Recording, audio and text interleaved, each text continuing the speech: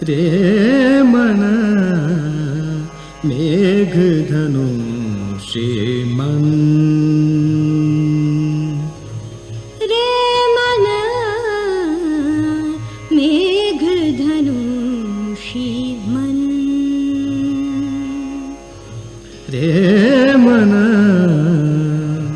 મેઘધનુષી મન,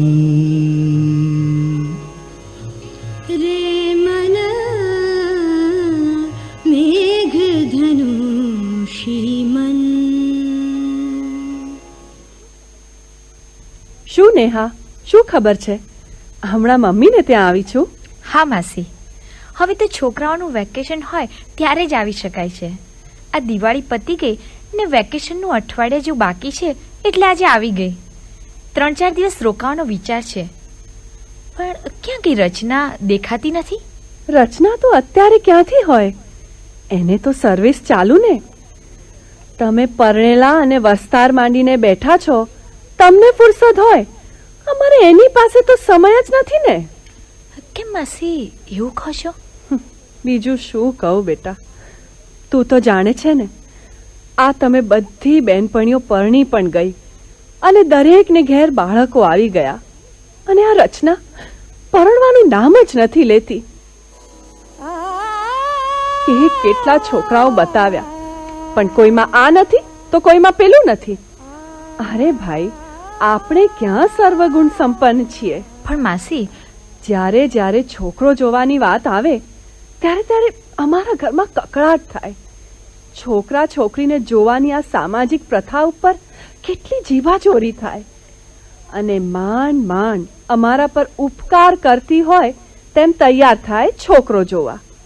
અને બેટા, અમે તો એટલા સ્વતંત્ર વિચારોના છીએ કે એને એ પણ છૂટ આપી કે જો તને પસંદ પડે તો તમે બંને બહાર જઈને મળો, એકબીજાના વિચારો જાણો.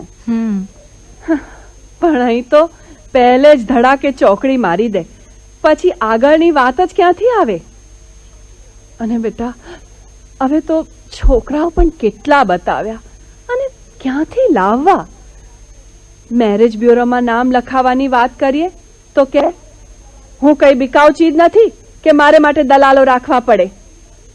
લગ્ન વિષયક જાહેરાત આપવાની વાત કરીએ તો કે મને કાઢવાની એવી જ ઉતાવળ હોય અને મારી હાજરી ઘરમાં સહન ન થતી હોય તો હું સ્વતંત્ર રહી શકું તેમ છું.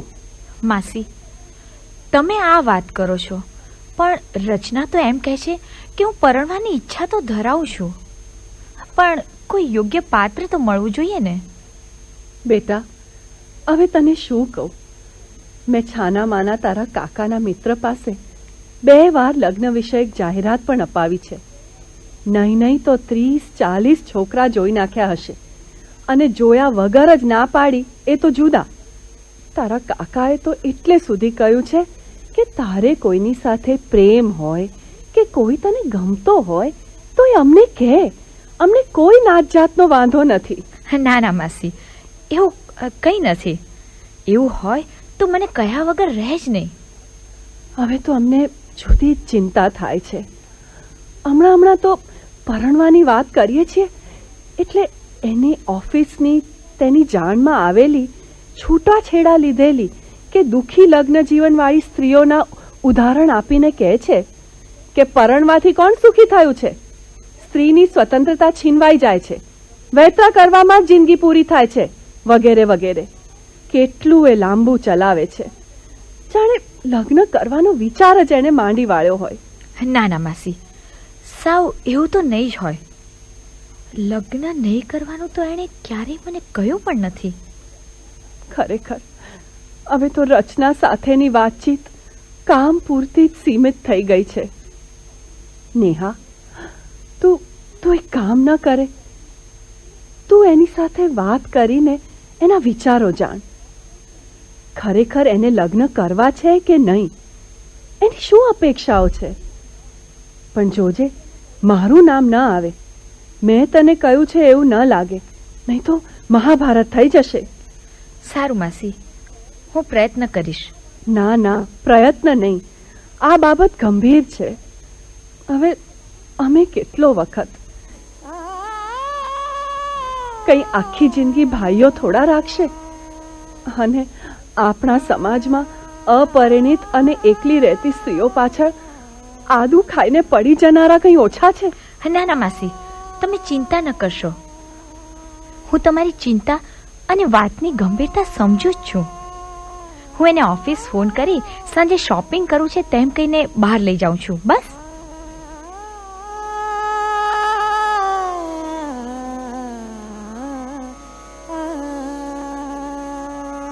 પછી પહેલી જ વાર આ ફાસ્ટફૂડ રેસ્ટોરન્ટમાં આવ્યા નહીં?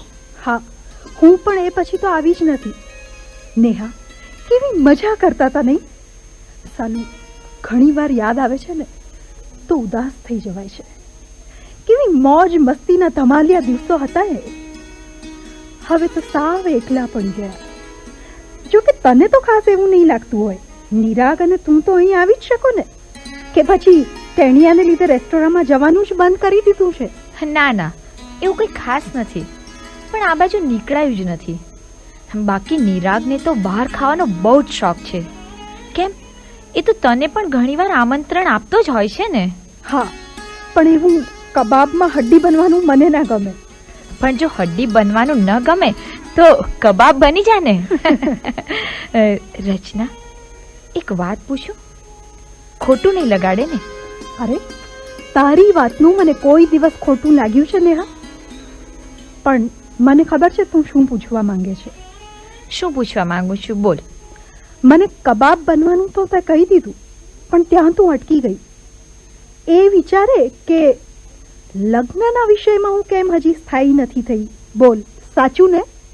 રચના, તું મને કેટલી બધી સમજે છે. સાચું કહું તો હું એ જ તને પૂછવા માંગતી હતી, પણ મને એમ થયું કે તારા અંગત પ્રશ્નમાં મારી આ દખલઅંદાજી કદાચ તને નહીં ગમે. કેવી વાત કરે છે નેહા? ફ્રેન્ડ તરીકે તારો હક છે. જો, એવું નથી કે મારે લગ્ન નથી કરવા, પણ કોઈ ઢંગનો છોકરો તો મળવો જોઈએ ને. ગમે તેની સાથે પરણી જવું એના કરતાં કુંવારા રહેવું સારું એવું હું સ્પષ્ટ માનું છું. એકલા રહેવાની પણ એક અલગ મજા છે. મસ્ત અલગારીપણું મને માણવું ગમે છે. કોઈ વ્યક્તિની અપેક્ષા પ્રમાણે આપણે પરાણે જાતને બદલવી પડે એના કરતાં વિવેકપૂર્ણ સ્વચ્છંદતા સારી. આ પૃથ્વીની પીઠ પર મસ્તીથી ભમ્યા કરવું, વાંચવું, વિચારવું, લખવું, મનન કરવું, મનને ગમે તે કરવું, ધન્ય છે આ સ્વતંત્રતા. અરે અરે, તું તો સાહિત્યકાર બની ગઈ કે ફિલસૂફ? પણ રચના, તું ભૂલે છે. એકલતામાં અલગારીપણાની વાત કરે છે, પરંતુ કલાકારને પણ ખીલવા માટે કદરદાનની જરૂર હોય છે. ગુલછડીના ગુલાબને પૂછીશ ને તે તને કહેશે કે બંધાવામાં મજા છે. યાર, હજી તો યુવાની છે એટલે તને એકલતાની ભયાનકતાનો અહેસાસ નથી. સ્વતંત્રતા વહાલી દિશે છે. પણ તું જ સાચું કહે કે અત્યારે આપણી બધી બહેનપણીઓ પોતપોતાનું ઘર લઈને બેસી ગઈ છે, ત્યારે તને ક્યારેક એકલા પડી ગયા હોઈએ એવું નથી લાગતું? ના રે, મને તો મારા કામમાંથી ફુરસદ જ નથી કે એકલાપણાની વાત આવે. હું તો સતત લોકોની વચ્ચે ઘેરાયેલી જ રહું છું. એ લોકો અને આપણા જીવનસાથી વચ્ચે આસમાન જમીનનો ફરક છે. આટલી ભરી દુનિયામાં આપણો કોક છે એ દિલાસો બહુ મોટો છે રચના. પણ જ્યારે સરખું પાત્ર ન મળે ત્યારે, અથવા તો એ સંબંધ તૂટે ત્યારે એ દિલાસો કેટલો પોકળ અને બોધો નીકળે છે એ મને ખબર છે. મારી ઓફિસમાં જ એવા દાખલા છે. બીજા કોઈનું લગ્ન જીવન તૂટ્યું એટલે આપણું પણ તૂટશે એમ કેમ માની લેવાય? લગ્ન જીવન તૂટતા હોય છે, પણ એનું પ્રમાણ કેટલું? નહિવત જ ને. નહીતર આ 5-7 હજાર વર્ષ જૂની લગ્નની સામાજિક વ્યવસ્થા જ ન ભાંગી પડી હોત. હજી પણ લોકો લગ્ન કરે છે અને મરતા સુધી લગ્ન જીવન ટકાવે છે. એનાથી બીજી મોટી સાબિતી કઈ હોઈ શકે? એ તો સ્ત્રીની આર્થિક અસલામતીએ અને પુરુષલક્ષી સમાજે આ સામાજિક વ્યવસ્થા ટકાવી રાખી છે. બાકી તો ક્યારની આ વ્યવસ્થા હાંસીપાત્ર બની ચૂકી હોત. તું જ કે, અમેરિકામાં અત્યારે કોણ લગ્નની જફામાં પડે છે? બધા જ બિંદાસ જીવે જ છે ને. અરે, એ સમાજની વાત આપણે ન કરી શકીએ. ત્યાં જીવન ધોરણ અલગ છે, ત્યાંના સંસ્કાર અલગ છે અને આપણા સંસ્કાર અને સંસ્કૃતિના નામે જ આપણા દેશની પડતી થઈ છે. દરેક વાતમાં સંસ્કાર સંસ્કૃતિની આડ લઈને આગળ વિચારવાનું જ બંધ કરી દેવું તે આપણી આદત બની ગઈ છે. આ સમાજના ઠેકેદારોને તો ગોળીએ દેવા જોઈએ, ગોળીએ. અરે અરે તું તો બળવાખોરની જેમ વાત કરે છે. હા, હું તો બળવાખોર જ બની ગઈ છું. આ જોવાનું અને મુલાકાતો કરવાની અને પછી આખી જિંદગી સાથે રહેવાની હા ભણી દેવાની વ્યવસ્થા મને બિલકુલ મંજૂર નથી. હવે તો કોઈ પરણવાની વાત પણ કરે છે ને તો મને ગુસ્સો આવે છે, એમાં પણ મમ્મી પર તો ખાસ. પણ મમ્મી પપ્પાને તો આપણી ચિંતા થાય જ ને. અરે પણ હું મોટી થઈ ગઈ છું, સમજતી થઈ ગઈ છું, એ વાત એ લોકો માનતા જ નથી.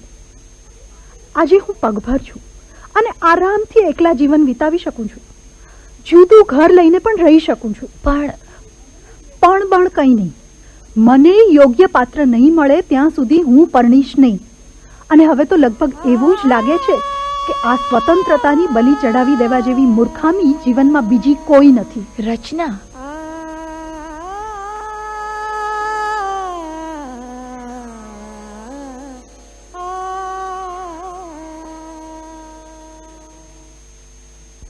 મિત્રો, આપણે આ કિસ્સો સાંભળ્યો.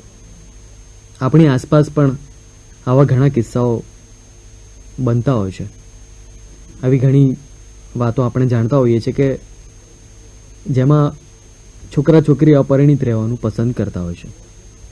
આવા કિસ્સાઓનું મનોવૈજ્ઞાનિક પાસું શું હોઈ શકે એ માટે આપણે આજે હંસલભાઈ સાથે વાત કરીએ.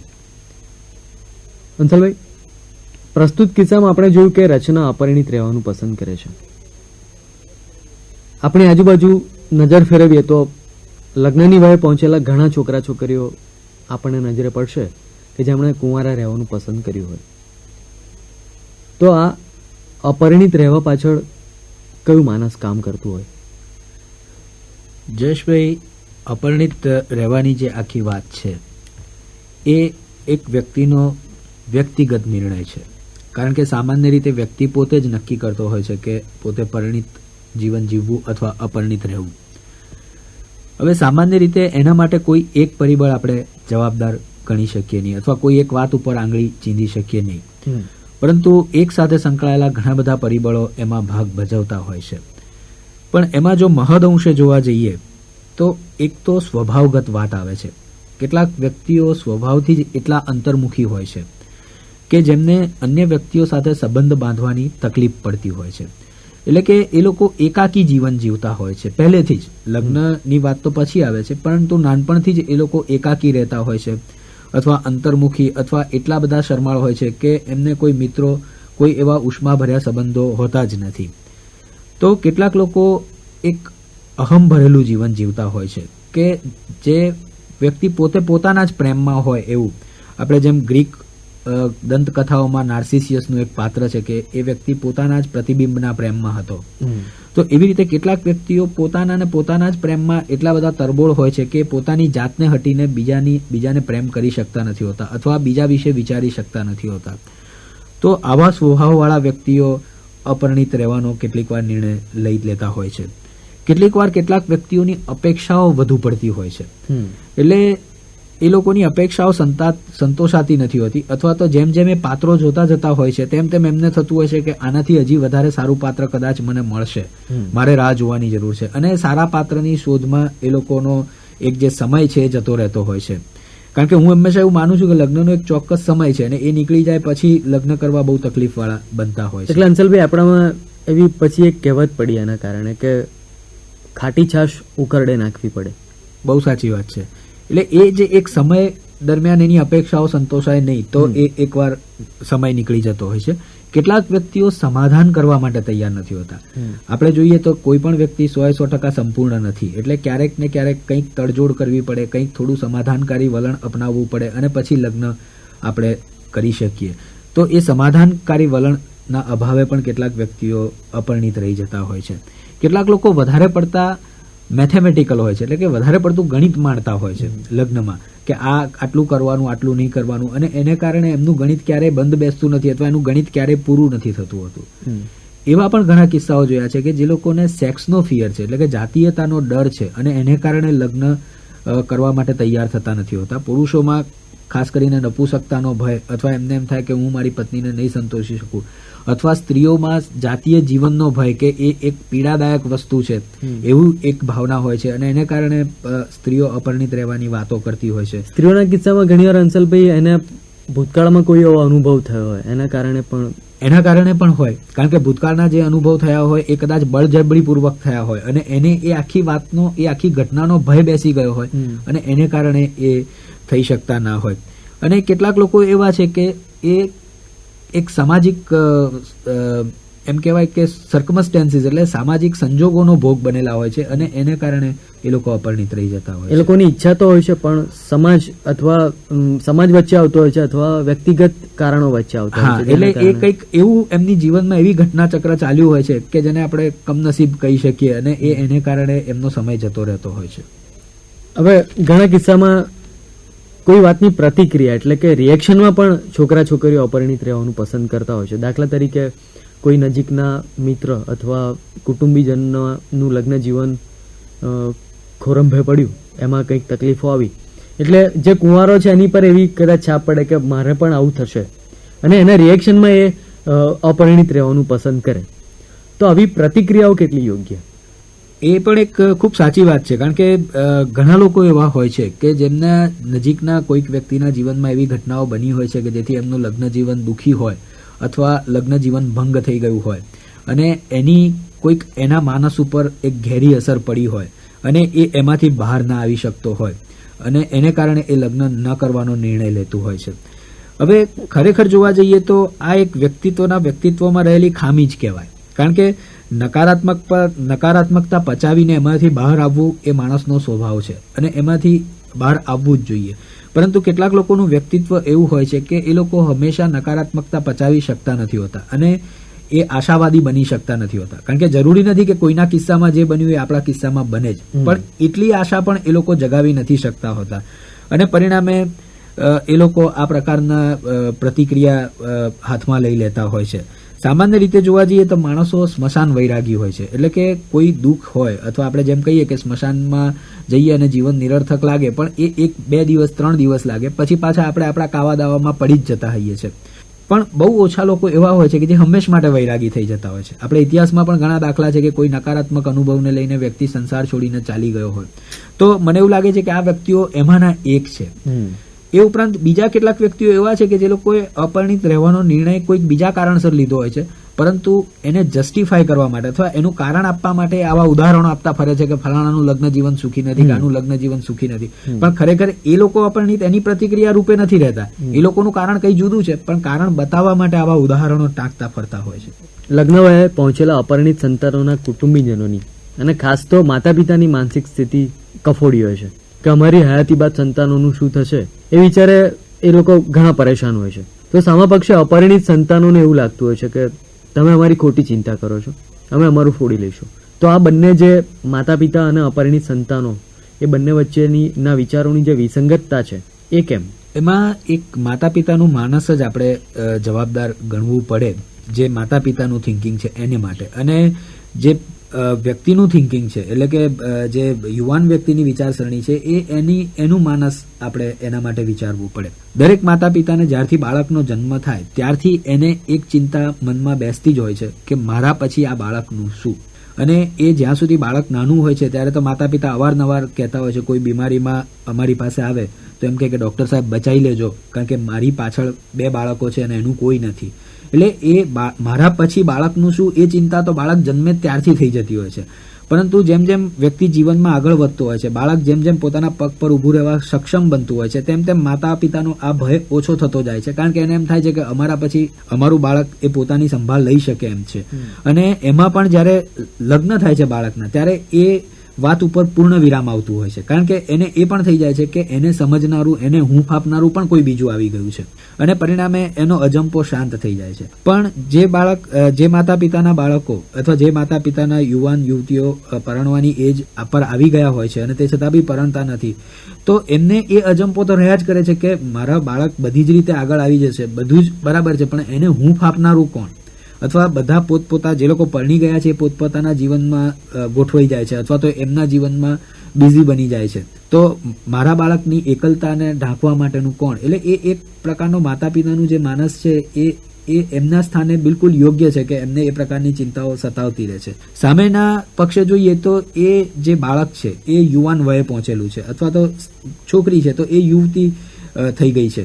એટલે એના વિચારોમાં એક પ્રકારની સ્વતંત્રતા આવતી હોય છે અને એક પ્રકારનો એમ કે બિન અનુભવ છે જીવનનો. એટલે એને એમ થાય કે હું મારી જીવન આરામથી જીવી શકીશ અને એ એક પ્રકારની જે એમ કહેવાય કે યુવાન માનસ જે થનગનતું હોય એ પ્રકારનું હોય છે. એટલે એમને એમ થાય કે આમાં કશું ખોટું નથી. એટલે એમને એમની માતા પિતાની ચિંતાઓ અસ્થાને લાગે છે. અપરિણિત રહેવાનું પસંદ કરનારી વ્યક્તિઓને જીવનમાં કોઈ તબક્કે તેમનો અપરિણિત રહેવાનો નિર્ણય ખોટો છે એવું નહીં લાગતું? હું એવું ચોક્કસ માનું છું કે કોઈ એક તબક્કે તો એમને એવું થતું જ હશે. આપણે જોવા જઈએ તો આ જે અપરિણિત રહેવાનો નિર્ણય છે એને હું 3 ભાગમાં વહેંચું છું. કે પહેલો ભાગ એવો છે કે જેમાં વ્યક્તિની ખુમારી બોલતી હોય છે.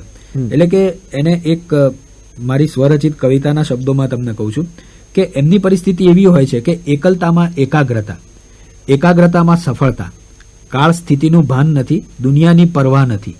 હા, હું સ્વાર્થી નથી, પોતાના જ મસ્ત, મારે આ પળો ખોવી નથી.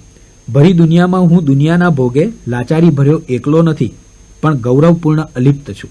પછી એમ જીવન એમને ધીરે ધીરે શીખવાડે છે અને એમને એમ થાય છે કે કોઈક તબક્કે એવું થાય છે કે હું એકલો પડી ગયો.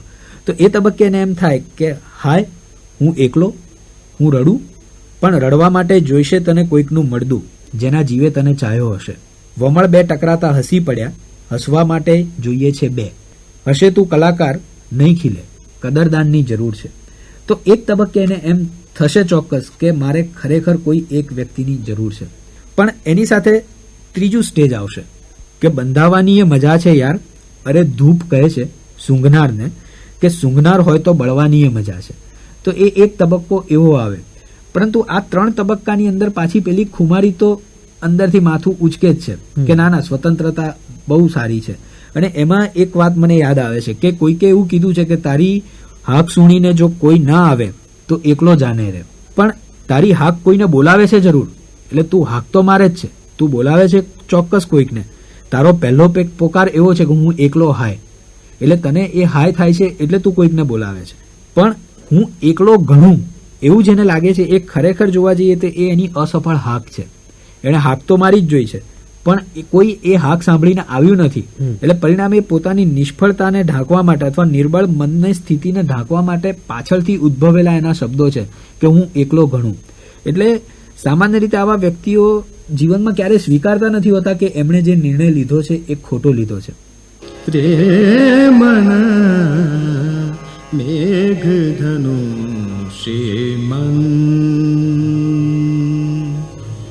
रे मन मेघधनुषी मन रे मन मेघधनु श्रीमन रे मन मेघधनुषी मन.